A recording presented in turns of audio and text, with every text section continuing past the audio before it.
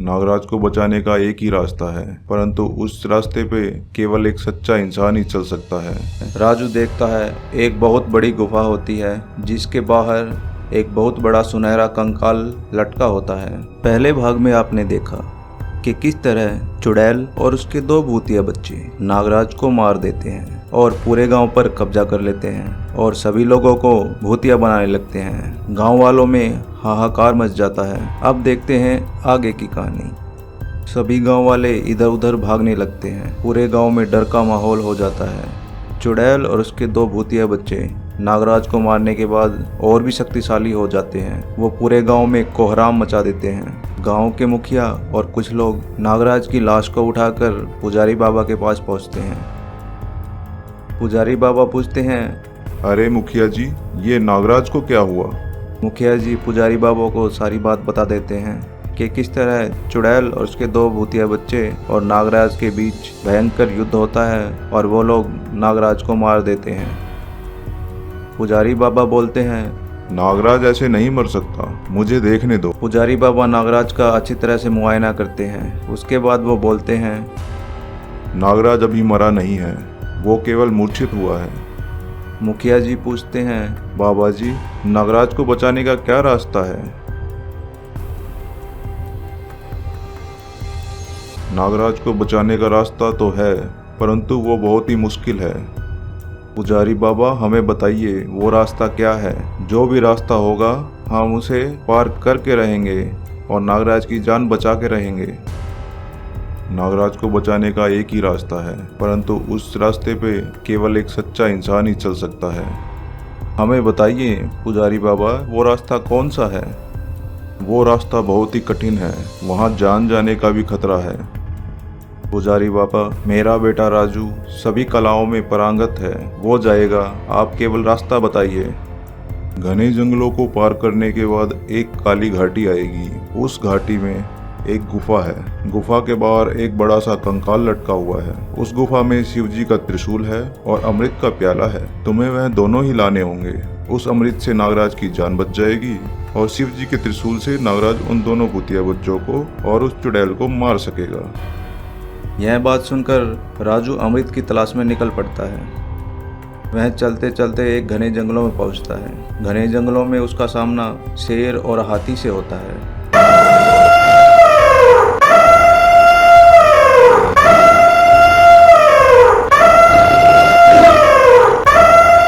राजू उनसे युद्ध लड़ता है और उन्हें मार देता है। उन्हें मारकर वो जंगलों से बाहर निकलता है। राजू उन चट्टानों से निकलता हुआ आगे चलता है। जैसे ही वो जंगलों से बाहर निकलता है तो आगे काली घाटी मिलती है। काली घाटी में वो देखता है चारों तरफ बड़ी बड़ी चट्टानें हैं। वहाँ चट्टानों की भूल भुलैया है। राजू उन चट्टानों से निकलता हुआ आगे चलता है। जैसे ही राजू आगे पहुँचता है उसका सामना 5 मुंह वाले सांप से होता है। वह 5 मुंह वाला सांप राजू के सामने आ जाता है और राजू से बोलता है, ए लड़के, कौन हो तुम और यहाँ क्या कर रहे हो? तुम्हें पता नहीं यहाँ इंसानों का आना मना है? तब राजू उसे सारी बात बताता है कि किस तरह चुड़ैल ने और उसके दो भूतिया बच्चों ने नागराज को मार दिया और वो नागराज की जान बचाने के लिए अमृत का प्याला ढूंढ रहा है। नागराज की बात सुनकर 5 मुंह वाला सांप बोलता है, नागराज तो मेरा मित्र है। तुमने ये काम सही किया कि तुम यहाँ चले आए। मैं उस गुफा का रास्ता जानता हूँ। चलो, मैं तुम्हें वहाँ ले चलता हूँ। राजू उस 5 मुंह वाले सांप के पीछे पीछे चल पड़ता है। वो 5 मुंह वाला सांप राजू को लेकर एक गुफा के बाहर पहुंचता है। राजू देखता है एक बहुत बड़ी गुफा होती है जिसके बाहर एक बहुत बड़ा सुनहरा कंकाल लटका होता है। राजू अंदर जाता है और देखता है कि वहाँ एक जादुई त्रिशूल और एक अमृत का प्याला होता है। राजू उन दोनों को ले लेता है और वापस पुजारी बाबा के पास निकल पड़ता है। जल्दी ही राजू गांव में पहुंच जाता है। वो अमृत का प्याला और जादुई शिव त्रिशूल पुजारी बाबा को दे देता है। पुजारी बाबा नागराज को अमृत पिला देते हैं। अमृत पीते ही नागराज स्वस्थ हो जाता है और उठ खड़ा होता है। नागराज, ये लो शिव का त्रिशूल और जाओ उन दोनों भूतिया बच्चों को और उनकी चुड़ैल माँ को नरक का द्वार दिखा दो। नागराज पुजारी बाबा से आशीर्वाद लेकर और त्रिशूल लेके चुड़ैल की तलाश में निकल पड़ते हैं।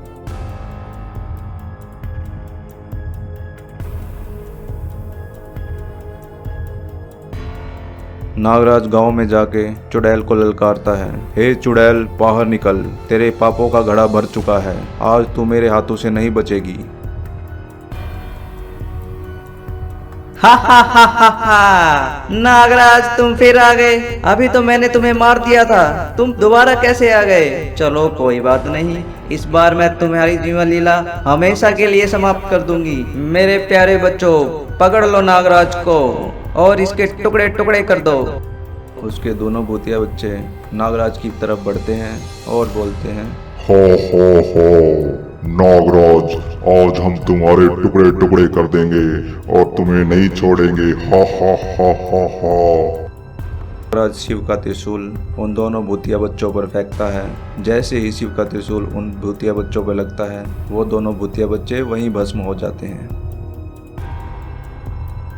यह देखकर चुड़ैल वहां से भागने लगती है। भागती हुई चुड़ैल पर नागराज फिर से शिव के त्रिशूल का वार करते हैं। जैसे ही त्रिशूल चुड़ैल पर लगता है, चुड़ैल में आग लग जाती है और वह वहीं भस्म हो जाती है। ये देखकर सभी गांव वाले बहुत खुश होते हैं और नागराज का धन्यवाद करते हैं। जितने भी लोग चुड़ैल ने भूतिया बनाए होते हैं, वो सब ठीक हो जाते हैं। नागराज सभी को खुश देखकर गांव से विदा लेता है। तो प्यारे दोस्तों, कैसी लगी आपको यह कहानी? ऐसी ही और कहानियाँ देखने के लिए हमारे चैनल को सब्सक्राइब करें और हमारे चैनल से जुड़े रहें। धन्यवाद। एक बार नदी में पानी के नीचे एक बहुत ही सुंदर सी गुफा थी। उस गुफा में एक जलपरी अपनी बेटी नन्ही जलपरी के साथ रहती थी। जलपरी के पास एक सुनहरा अंडा था और वह उसकी रक्षा किया करती थी। जलपरी की बेटी नन्ही जलपरी बहुत ही शरारती थी। वह सारा दिन मगरमच्छों के साथ खेलती रहती थी।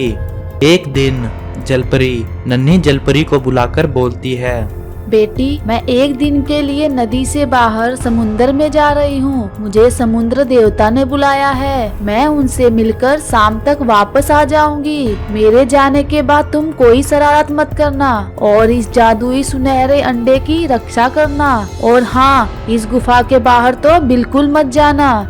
ठीक है माँ, मैं ऐसा ही करूँगी। यह सब कहकर जलपरी वहाँ से जाने लगती है। वहीं एक मैस्टिक्स वाली चुड़ैल दूर खड़ी यह सब देख रही होती है और बोलती है, अरे वाह, आज तो जलपरी नदी से बाहर जा रही है। मेरे पास ये एक सुनहरा मौका है। मैं इतने सालों से उस सुनहरे अंडे को पाना चाहती थी, परंतु ये जलपरी मुझे हर बार हरा देती थी। पर इस बार मैं उस सुनहरे अंडे को पाकर रहूंगी और अंडे को पाकर मैं इस पूरे समुद्र पर राज करूंगी। ऐसा कहकर वह मैस्टिक्स वाली चुड़ैल अपने गुलामों को याद करती है। तभी उसके गुलाम वहां प्रकट हो जाते हैं। फिर वह अपने जादू से 3 कोका कोला ट्रैक्टर प्रकट करती है और अपने गुलामों से बोलती है, मेरे गुलामों, चलो मेरे साथ इस जादुई कोका कोला ट्रैक्टर पर बैठकर हम नदी के नीचे पानी से वह जादुई सुनहरा अंडा लेकर आते हैं। ऐसा कहकर वह तीनों नदी में पानी के नीचे अपने अपने जादुई कोका कोला ट्रैक्टर पर बैठकर जलपरी की गुफा में पहुंच जाते हैं। जैसे ही नन्ही जलपरी उन तीनों को देखती है, वह बहुत डर जाती है और जाकर छुप जाती है। तभी मैस्टिक्स वाली चुड़ैल वहां आती है और उस सुनहरे अंडे को उठाकर जाने लगती है। तभी एक राक्षस नन्ही जलपरी को छुपा हुआ देख लेता है और जाकर नन्ही जलपरी को पकड़ लेता है। फिर वह नन्ही जलपरी को अपने कोका कोला ट्रैक्टर में बिठाकर अपनी गुफा में पहुंच जाते हैं। नन्ही जलपरी चिल्लाने लगती है, बचाओ बचाओ, मम्मी मुझे बचाओ। है चुड़ैल, मुझे छोड़ दे, वरना मेरी माँ आकर तुम्हें बहुत मारेगी। तुम्हारी माँ मेरा कुछ नहीं बिगाड़ पाएगी। अब मेरे पास जादुई विशाल सुनहरा अंडा है और इस अंडे से मैं इस पूरे समुद्र पर राज करूंगी। उधर शाम होते ही जलपरी अपनी गुफा में वापस आ जाती है। वह देखती है कि उसका जादुई सुनहरा अंडा वहां से गायब है और नन्ही जलपरी भी कहीं नजर नहीं आ रही है। तभी वह 2 मगरमच्छ आते हैं और जलपरी से बोलते हैं, जलपरी नन्ही जलपरी को वह मैस्टिक्स वाली चुड़ैल उठाकर ले गई है।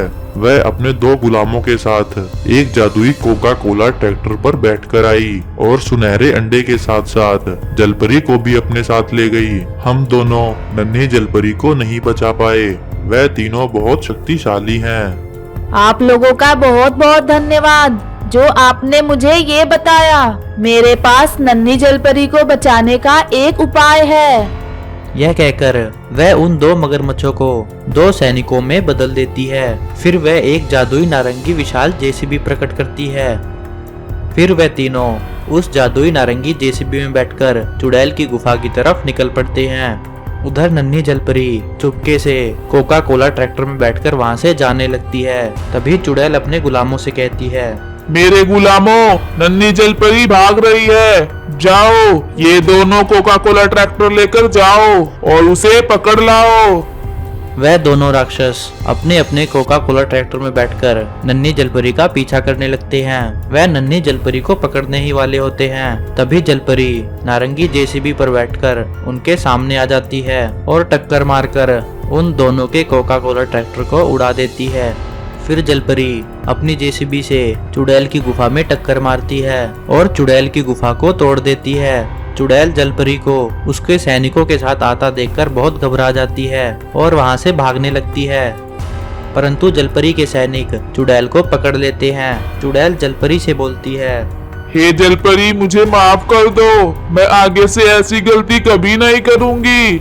जलपरी बोलती है, हे चुड़ैल, तुमने अपनी सारी हदें पार कर दी है, इसलिए आज मैं तुम्हें तुम्हारी गलतियों की सजा दूंगी। ऐसा कहकर जलपरी अपनी शक्तियों से चुड़ैल को एक कोका कोला ट्रैक्टर में बदल देती है और उसे उसी की गुफा में कैद कर देती है।